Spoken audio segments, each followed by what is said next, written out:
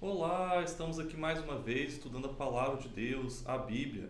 E hoje, o capítulo que veremos é 1 Samuel 28. Vamos aos pontos que daremos destaque para a leitura de hoje.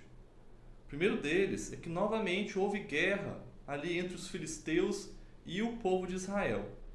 E quando Saul viu o exército filisteu que estava marchando ali, acampado ali contra os israelitas, ele ficou com muito medo.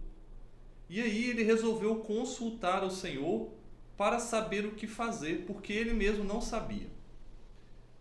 E aí o Senhor não o respondeu, seja por profetas, seja por sonhos, visões.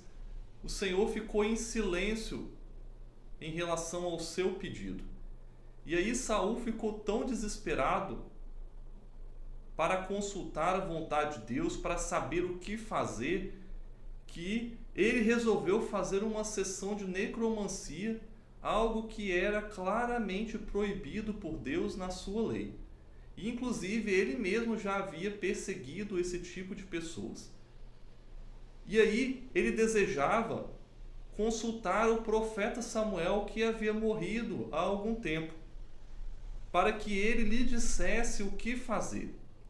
E é interessante que o suposto Samuel que apareceu para ele nessa sessão espírita, ele disse que ele não tinha sentido nenhum de consultá-lo, porque se Deus não o havia respondido, por que ele consultaria Samuel?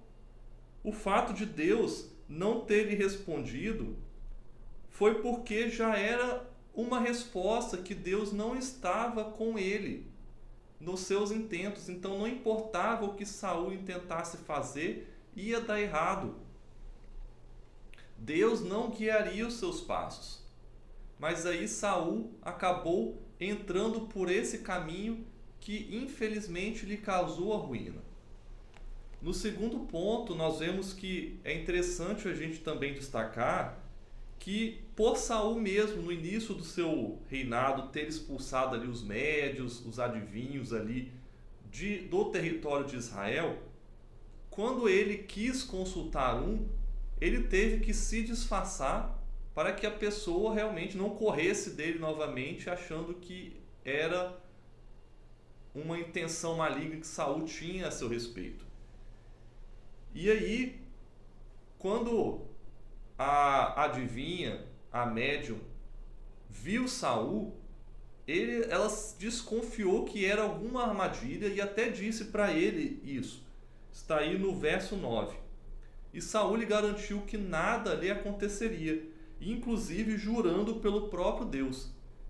E aí Saul reforçou que também não era para ela ter medo, mesmo quando ela descobriu que ele era o próprio rei Saul.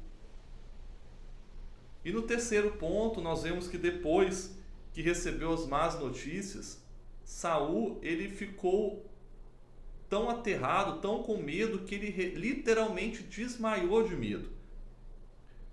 Afinal, o futuro previsto para ele é que Israel perderia a guerra e ele e sua família seriam mortos em batalha.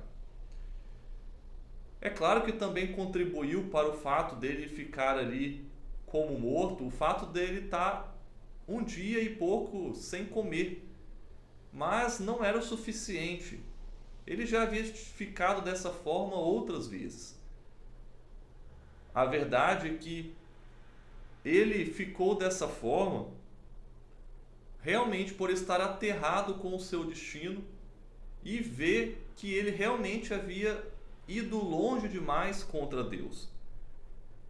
E aí foi a mulher, inclusive, que teve que o encorajar e o forçar a comer, porque ele realmente não queria mais viver, tinha perdido toda a vontade de viver, estava ali à disposição, vamos dizer assim, do seu destino, e foi por isso que acabou apressando a sua ruína.